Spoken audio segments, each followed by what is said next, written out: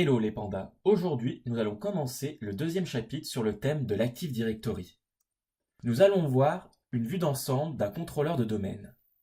Le contrôleur de domaine est un des éléments les plus importants et sensibles de l'infrastructure des entreprises. Il faudra prendre des précautions adéquates lors de l'installation du rôle sur le serveur. Lors de l'ajout du rôle ADDS, Active Directory Domain Service, on va devoir promouvoir le serveur en contrôleur de domaine.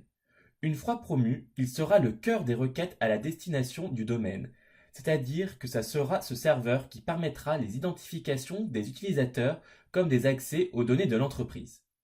Si ce serveur est éteint, le domaine devient inutilisable, c'est-à-dire qu'on ne peut plus avoir accès aux données de l'entreprise. Pour information ou pour rappel, lors de la création du premier contrôleur de domaine, vous créerez également le premier domaine, la première forêt et le premier site de votre infrastructure Active Directory. Nous verrons également les notions de catalogues globaux et de processus d'ouverture d'une session. Un contrôleur de domaine est un serveur Windows où est déployé le rôle ADDS. Il existe deux types de contrôleurs de domaine. Le contrôleur de domaine en écriture et les contrôleurs de domaine en lecture seule. Chacun de ces types de contrôleurs ont un rôle précis dans une infrastructure. Sur chaque contrôleur de domaine, on va retrouver une copie de la base de données de l'Active Directory. Ce fichier se nomme ntds.id. Comme dit précédemment, c'est un composant obligatoire et indispensable. C'est pour cela qu'au minimum, une entreprise devra avoir deux contrôleurs de domaine pour s'assurer la haute disponibilité du service. On peut demander au contrôleur de domaine de répliquer les informations entre eux à intervalles de temps réguliers pour disposer en toute heure un annuaire identique. Comme on le voit sur le schéma, on retrouve deux contrôleurs de domaine au sein du même domaine qui se répliquent l'un sur l'autre. On retrouve des postes de travail qui appartiennent au domaine et qui contactent le contrôleur de domaine pour avoir accès aux données de l'entreprise. On peut remarquer que les requêtes sont réparties sur les différents contrôleurs de domaine. Le catalogue global est un contrôleur de domaine qui dispose toutes les informations des annuaires de l'entreprise. En réalité, il dispose d'un réplica partiel pour tous les attributs contenus dans tout le domaine de la forêt et des informations sur les objets de la forêt. On peut le considérer comme un index qui permet de localiser les objets de l'annuaire. Ce rôle de catalogue global est très important, car il permet le processus d'ouverture d'une session interdomaine ou la vérification de l'appartenance d'un compte utilisateur à un groupe universel. Par défaut, ce rôle est donné au premier contrôleur de domaine installé sur la forêt Active Directory. On peut retrouver ces informations dans la console administrateur, site et service Active Directory, puis éditer les propriétés du serveur, comme on le voit sur cette image. On retrouve le nom de notre serveur et le type de contrôleur de domaine, par exemple ici catalogue global. Il est conseillé d'avoir au minimum deux contrôleurs de domaine en tant que catalogues globaux pour s'assurer de la disponibilité du service. Pour aller plus loin, lorsqu'un domaine devient un catalogue global, le serveur DNS du domaine met à jour ses enregistrements sur les ressources de type SRV afin d'indiquer au poste client que ce contrôleur de domaine peut désormais répondre aux requêtes de catalogues globaux via le port 3268 en plus du port par défaut LDAP 389. Nous allons voir deux différents scénarios. Le premier est le cas du domaine unique.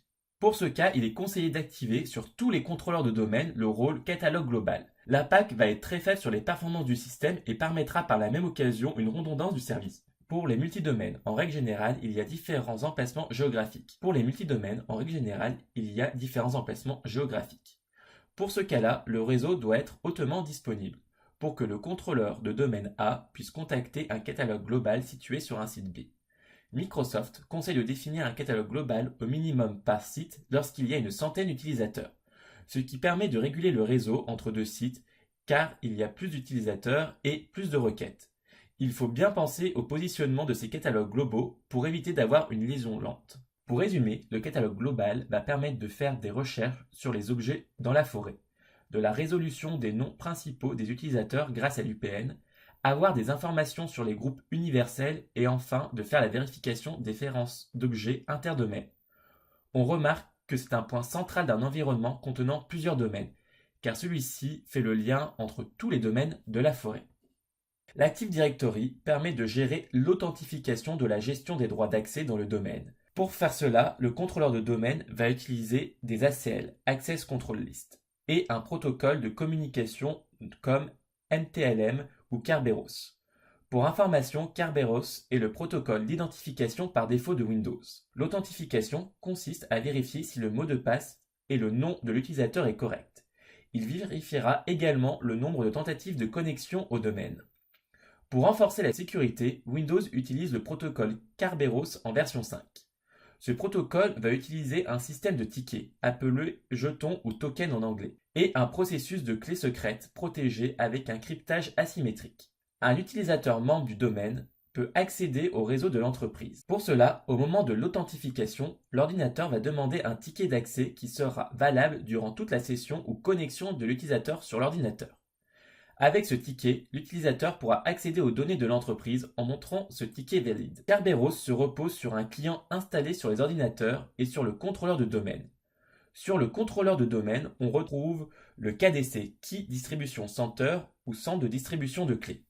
Le KDC permet d'authentifier les utilisateurs sur le domaine via un serveur d'authentification qui distribue les jetons d'accès appelés TGT, Ticket Guaranteed Ticket, puis de distribuer des tickets de service TGS, Ticket Guaranteed Service. Pour comprendre ces notions, nous allons voir le schéma suivant. Bob va s'identifier sur le domaine depuis un ordinateur de la compagnie. Les informations de connexion sont enregistrées sur le contrôleur de domaine. Le serveur Kerberos valide les informations communiquées par le client et lui renvoie un jeton d'accès, appelé TGT. Le serveur d'authentification émet une requête Kerberos en présentant le TGT de l'utilisateur à l'Active Directory. Le contrôleur de domaine répond à l'utilisateur en lui communiquant un TGS. L'utilisateur présente le TGS au serveur de fichiers valide qui valide l'accès à l'utilisateur. Bob peut enfin ouvrir des ressources présentes sur le serveur. Lors de l'installation d'un environnement Active Directory, on risque de retrouver plusieurs contrôleurs de domaine, pour des raisons de sécurité. Pour rappel, en général, un contrôleur de domaine dispose d'un accès en écriture sur l'annuaire Active Directory, c'est-à-dire qu'il peut modifier les entrées dans cet annuaire. Comme vous pouvez l'imaginer, certaines tâches sont plus ou moins sensibles que les autres. Pour éviter un souci de corruption de la base de données, il est nécessaire de limiter la modification pour certains éléments de l'Active Directory. C'est pour cela que Microsoft a choisi d'implémenter les rôles FSMO. La notion de FSMO apparaît lorsqu'un contrôleur de domaine est maître des opérations, ce qui veut dire qu'il détient un ou plusieurs rôles FSMO. L'obtention d'un ou plusieurs rôles FSMO permet au contrôleur de domaine de réaliser une action particulière sur l'annuaire. Nous verrons cette notion dans le 3e chapitre des bases de l'Active Directory. Nous arrivons à la fin du 2e chapitre des bases sur l'Active Directory. Le dernier chapitre sera sur les rôles FSMO. N'hésitez pas à vous abonner à la chaîne YouTube ou passer voir les nouveautés sur notre page Facebook. Merci de nous suivre et à la prochaine les pandas.